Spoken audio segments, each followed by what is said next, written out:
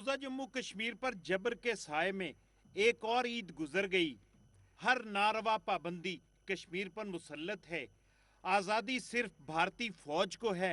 छापों की, गिरफ्तारियों की, घर जलाने की और कत्लो गारत की। दुनिया कोरोना से लड़ रही है, जबकि भारत बालादस्ती के नशे में कश्मीरी कौम को सफ़े हस्ती से मिटाने में मसरूफ है।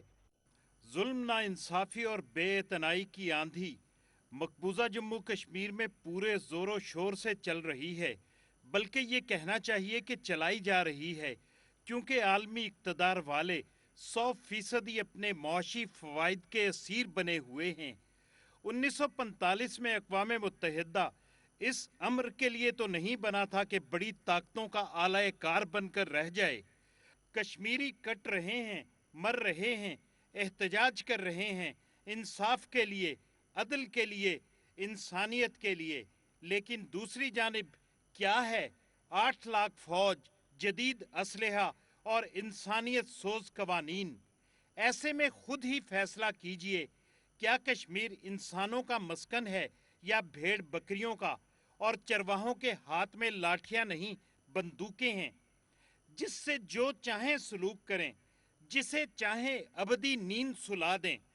भारत जैसी फिस्ताई हुकूमत से सामना है, जो कोरोना जैसी आलमी वबा को भी अपने इस्तेमारी हथकंडों के लिए इस्तेमाल कर रही है। कोरोना की आड़ में खाना तलाशियां और छापे तो नहीं रुके, ना ही शहादतें रुकी।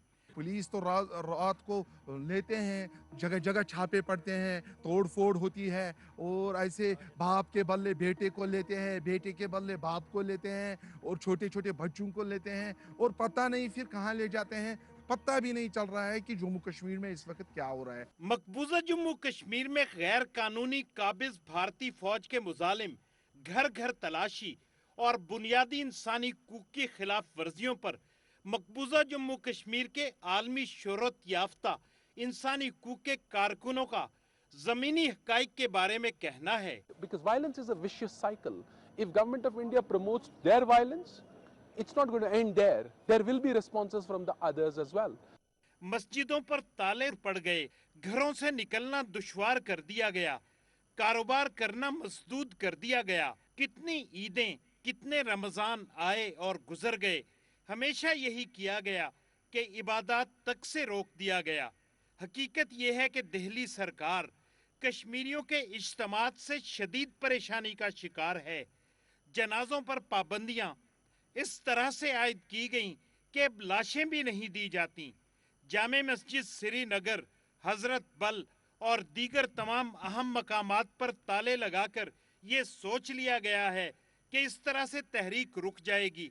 अकल के अंधे ये नहीं जानते कि भारतीय फौज ने जिस भी घर का चिराग गुल किया है, वो नफरत का उबलता अलाव सीनों में दबाए अपना हर बेटा कुर्बान करने को तैयार बैठा है। हमारा बेटा गया शहीद, वो अल्लाह के नाम से गया, कोई दुख नहीं, कोई टेंशन नहीं। जुल्म की वजह से ये देखकर हमें कोई महसूस नहीं होता कि मेरा बेटा शहीद हो गया। भारतीयों की शक्ल देखने के भी कश्मीरी रवादार नहीं। यही तो वो लाखों घराने हैं जो तहरीक को ईंधन फराहम कर रहे हैं। इस जिल्लत की जिंदगी से इज्जत की मौत ही बेहतर है। भारत ये जंग हार चुका है, क्योंकि जमीनी सूरत हाल नकारा है जो मुसलसल बज रहा है, और इस आवाज ने मोदी और इसके गुमाश्तों का सुख चैन सलब कर लिया है। हकीकत यही है कि हक व सदाकत के काफिले कभी नहीं रुकते।